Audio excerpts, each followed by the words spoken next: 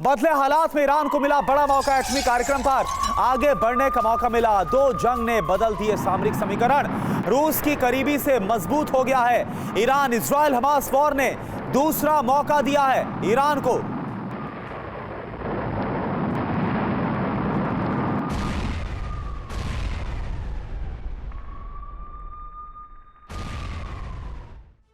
और आपको बता दें, आइए आप समझाने की कोशिश करते हैं कि पहले यूक्रेन वॉर और अब हमास इजराइल वॉर की वजह से कैसे ईरान के लिए एटमी प्रोग्राम पर जो बढ़ना है वो आसान हो गया है ईरान के लिए। कुछ और डिटेल में आपको जानकारी देते हैं। ये एटमी मौका है दरअसल करुणा ईरान के लिए। पश्चिमी मजबूरी, मिडिल ईस्ट के बदले हालात, इजराइल पर लगातार सवाल उठ रहे हैं। बिल्कुल निधि, और ये देखिए तुर्की का रुख क्या है। खुलकर इजराइल के खिलाफ तुर्की नजर आ रहा है और नेटो देश है तुर्की, बड़ी बात यह, और नेटो कंट्री से एकदम अलग तुर्की का रुख। जी हाँ, यूक्रेन वॉर के बाद हालात दरअसल बदलते हुए दिखाई दिए और दुनिया खेमों में बढ़ती हुई दिखाई दी। रूस अब ईरान के ज्यादा पास नजर आता है, ज्यादा करीब नजर आता है। वहीं मुस्लिम राष्ट्र क्या अमेरिकी रुख से असहज हैं, अनकंफर्टेबल हैं जो मुस्लिम देश हैं। गाजा पर हमले से नाराजगी भी है। बिल्कुल, तो ये तमाम जो बातें हैं वो इस वक्त साफ तौर पर नजर आ रही। वीके चतुर्वेदी सर, देखिए ये बात तो हो गई कि डेटरेंस के तौर पर इसका इस्तेमाल किया जा रहा है। ईरान के सामने भी बहुत बड़े खतरे हैं जो वो खुद को देखता है, चाहे वो इजराइल का हो चाहे अमेरिका का हो। लेकिन जिस तरह से ईरान गुपचुप तरीके से लगातार संवर्धन करता रहा, अपनी परमाणु ताकत को बढ़ाता रहा, क्या यही ईरान कभी भी गैर जिम्मेदाराना रुख भी दिखा सकता है? कभी कोई गैर जिम्मेदाराना फैसला ले सकता है क्या परमाणु हथियारों को लेकर? गैर जिम्मेदाराना जरूर एक गलत असामाजिक तत्वों के हाथों में भी ये जा सकते हैं, पॉसिबिलिटी है। लेकिन मैं नहीं समझता कि ये लीडरशिप, नेतृत्व है, वो सब समझते हैं परमाणु बम की क्या विनाशकारी परिणाम होते हैं। वो इस तरह के गैर जिम्मेदाराना और मानवता के अगेंस्ट सारे इस तरह का कोई एक्शन नहीं लेंगे।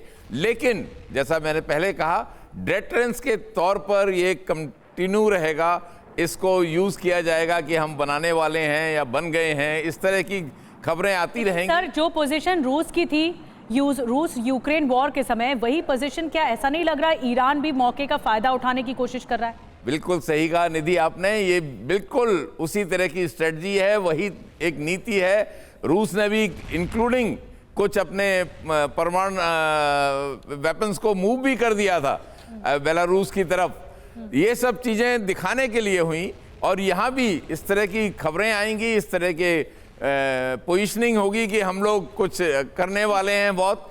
लेकिन एक्चुअल में मैं नहीं समझता कि कोई परमाणु वेपन्स को कभी इस्तेमाल। बड़ी बात आप कह रहे हैं। एक बड़ी खबर जल्दी से बता दें दर्शकों को। इजराइल में बंधक रिहाई का जश्न मनाया जा रहा है। तस्वीरें आपको दिखाने जा रहे हैं। इजरायली बंधकों का जबरदस्त स्वागत हुआ है। जितने भी होस्टेज छूटे, ये देखिए जबरदस्त स्वागत हुआ है। स्वागत के लिए सड़कों पर भारी भीड़ उमड़ी हुई थी। लोगों ने हाथ में झंडे लेकर स्वागत किया है। जो बंधक हमास के कब्जे से छूटे, उनका स्वागत हुआ है।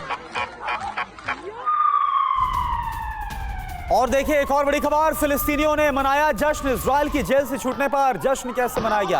आतिशबाजी करके जश्न मनाया गया। बंधकों के बदले छूटे हैं कई फिलिस्तीनी। 39 फिलिस्तीनी कैदियों को छोड़ा गया है। कल जो 13 बंधक और इसके साथ साथ जो जानकारी सामने आई कि थाईलैंड के भी नागरिक को छोड़ा गया।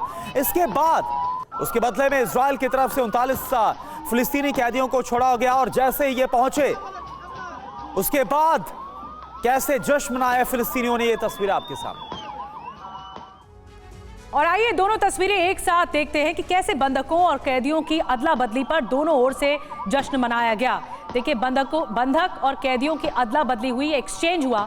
हमास ने छोड़े बंधक और इजरायलियों का जश्न सामने आया। इजराइल ने छोड़े कैदी, फिर फिलिस्तीनियों का जश्न सामने आए। दो तस्वीरें बताने के लिए काफ़ी हैं कि इस वक्त माहौल किस तरह का हो रहा है युद्ध भूमि पर।